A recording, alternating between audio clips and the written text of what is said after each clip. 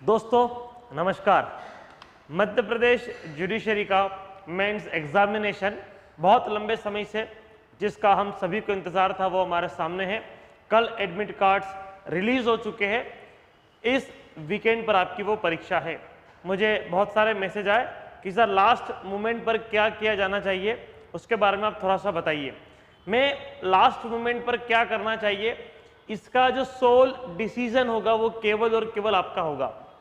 पर जो महत्वपूर्ण चीजें हैं लास्ट मोमेंट पर वो मैं आपको बताऊंगा कि किन बातों का आपको यहां पर ध्यान रखना होगा। सबसे पहला, खुद को डिमोटिवेट मत करिएगा, है ना, क्योंकि आने वाले 4-5 दिन में लगातार आपके ऊपर प्रेशर बढ़ेगा। आप अपने आप को कमजोर मानते चले जाओगे कि ये भी नहीं पढ़ा है, ये भी बच गया है, वो भी बच गया है। मतलब बहुत सारे आपके मन में इश्यूज आएंगे कि यहां से क्वेश्चन बन गया तो, पेपर प्री जैसा बन गया तो, ऐसा हो गया तो, वैसा हो गया तो। देखिए, जो होना था हो चुका है। जितनी तैयारी आपके लिए पॉसिबल थी पिछले 3 महीने में या 3 सालों में वो आप कर चुके हैं। अब जरूरी क्या है? जरूरी है कि हमें पॉजिटिव रहना है। और एक बात जो आपको नहीं पता है पर बता दूं, आपका अनकॉन्शियस माइंड में सारे आंसर्स उपलब्ध हैं। क्योंकि अभी क्या होता है, अभी आप सोचते हो कि मुझे सारे डायरेक्ट 12 के 12 क्या पता है, तो आपके ऊपर एक बहुत बड़ा प्रेशर होता है। लेकिन जब एग्जाम हॉल में आप बैठोगे, जब आपके सामने एक क्वेश्चन पेपर होगा, उसके अंदर केवल 12 सवाल होंगे, और तब आप अपने मन को बोलोगे कि मुझे केवल 12 सवालों की जानकारी दे भाई। वो आपको 12 सवालों की जानकारी पूरी दे देगा अगर आपने पढ़ा हुआ है तो। अगर आप अनकॉन्शियस माइंड को जानते हो, अगर आपको अनकॉन्शियस माइंड की पावर के बारे में पता है, तो आपको सारी बातें एग्जाम में याद आ जाएगी। और ऐसा क्यों सोचते हो कि एक एक शब्द याद आना चाहिए? अरे भैया, अगर आपको उसके नेचर के बारे में, स्कोप के बारे में, उसके एसेंशियल्स पता है, तो क्या जरूरी कि एक एक शब्द पता हो? 1-2 शब्द ऊपर नीचे होने से रिजल्ट पे इतना प्रभाव नहीं पड़ता है। पर आप जो दबाव बनाते हो अपने ऊपर कि मुझे एज इट इज याद आना चाहिए एग्जामिनेशन डिपार्टमेंट की उस परीक्षा के समय, वो संभव नहीं है। क्योंकि आप घर पे याद करते हो तो एक फ्री माहौल होता है, पीस होता है। एग्जामिनेशन में जब आप जाओगे सेंटर पे, तब एक बहुत बड़ा प्रेशर होगा, एक बड़ी भीड़ होगी। 2000 से बच्चे 3000 ऊपर हो गए, तो इसका अलग प्रेशर क्रिएट या तो खुद कर रहे होंगे या दूसरे आपको कर देंगे। और सबसे महत्वपूर्ण बात, चूंकि मेरे सामने जो मैं बात बोल रहा हूं ये 50,000 बच्चों के लिए है, ये तो एक प्रकार से तय ही है कि हर बच्चा जज नहीं बन पाएगा, क्योंकि पोस्ट लिमिटेड है।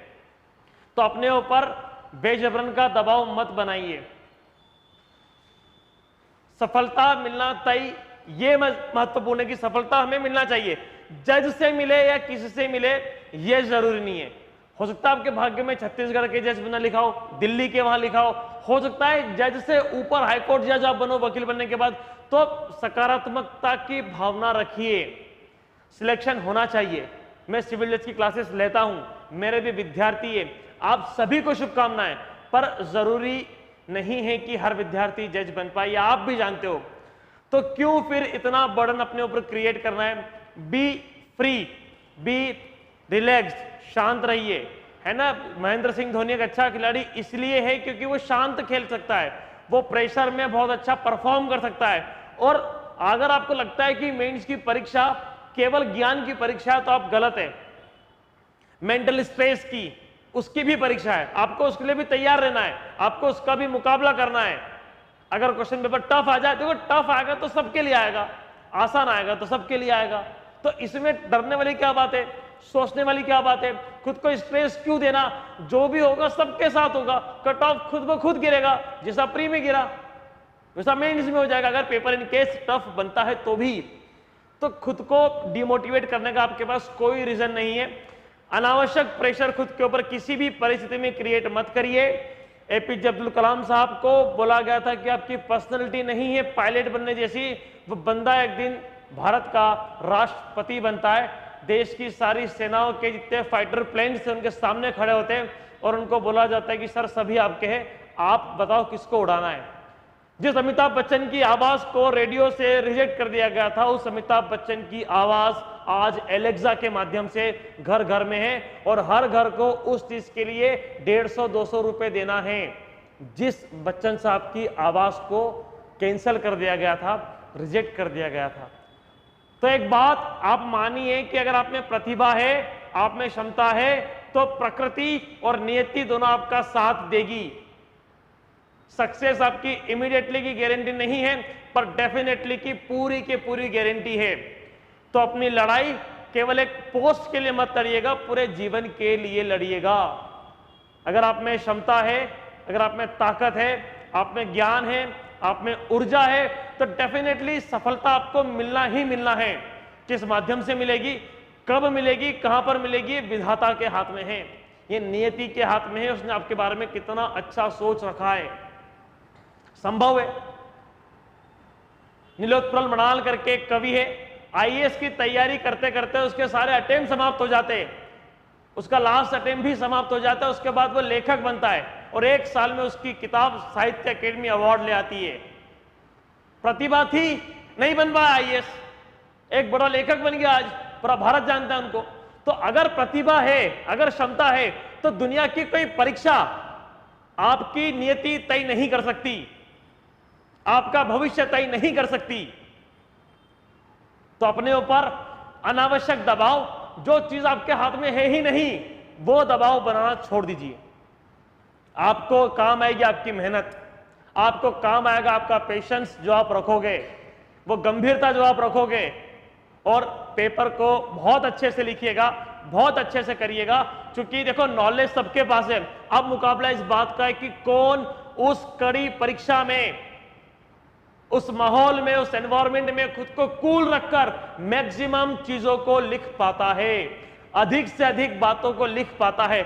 लगभग सभी ने वही पढ़ी है भाई, सही बात पढ़ा है, आपके पास भी वही नॉलेज है, सामने वाले के पास भी वही नॉलेज है, आपने भी वही डायरेक्ट पढ़े हैं जो सामने वाले ने पढ़े हैं।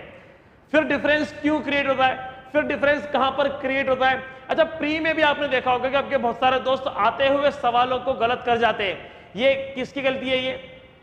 ये इसका कारण क्या है वो गलती करने का? वो माहौल, वो स्ट्रेस, वो दिमाग पर कंट्रोल न कर पाना, वो लास्ट बॉल पे 1 रन चाहिए उसमें भी आउट हो जाना। ये टेंडेंसी रखोगे तो परीक्षा आपके लिए मुश्किल होगी,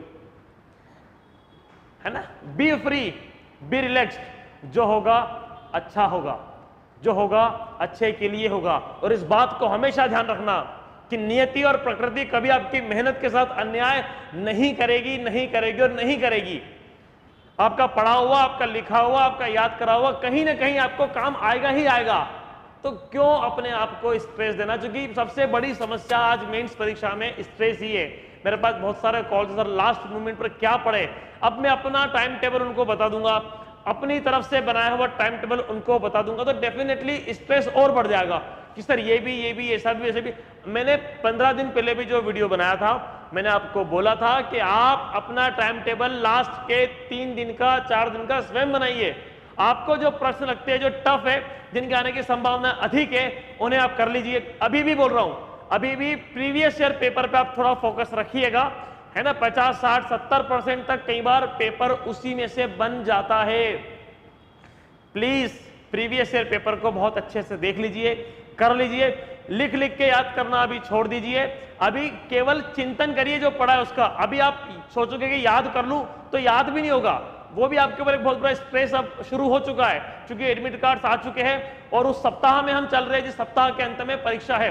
तो केवल चिंतन करिए क्या पढ़ा है ना? खुद को ऐसा डराइए मत कि मुझे एक शब्द याद नहीं आया इस पूरे बेरट का, इस सेक्शन का। नहीं, ठीक है, चल जाएगा, है ना? चीजें सारी अनकॉन्शियस माइंड में है, परीक्षा में सब आपकी हेल्प करेगी, सब आपकी मदद करेगी।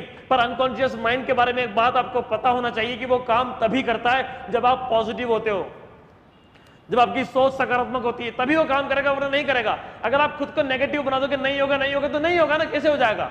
लोग क्यों बोलते हैं कि थिंक पॉजिटिव, क्यों बोला जाता है कि पॉजिटिव सोचो, पॉजिटिव बोलो? इसीलिए क्योंकि वो होता है।